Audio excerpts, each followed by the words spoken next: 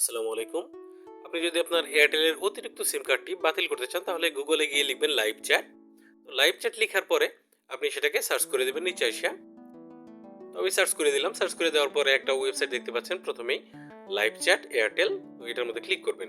এই ওয়েবসাইটের মধ্যে প্রবেশ করার পরে স্টার্ট চ্যাট নাও নামে একটা অপশন দেখতে পারবেন।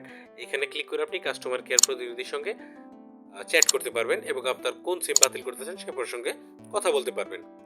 তো চ্যাটিং অপশনটা যদি কাজ না করে নিচের দিকে আসবেন। নিচের দিকে আসার পরে কল সেন্টার নামে একটা অপশন দেখতে পারবেন। এখানে 121 অথবা 01678600786 এই কাস্টমার কেয়ার নাম্বারে কল করে কিন্তু আপনি আপনার এনআইডি কার্ড দিয়ে কেনা সিম কার্ড যেটা বাতিল করতে চান সেই নাম্বারটা তাকে দিতে পারেন এবং তাকে বলতে পারেন যে এই নাম্বারটা আমি বাতিল করতে চাই।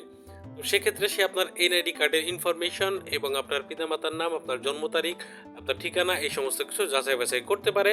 তো সেক্ষেত্রে এই সমস্ত ইনফরমেশন দিয়ে তাকে আপনাকে হেল্প করতে হবে। তো সব ইনফরমেশন যদি আপনি ঠিকঠাক দিতে পারেন তাহলে কিন্তু আপনি আপনার সিম কার্ডটা খুব সহজেই বাতিল করতে পারবেন।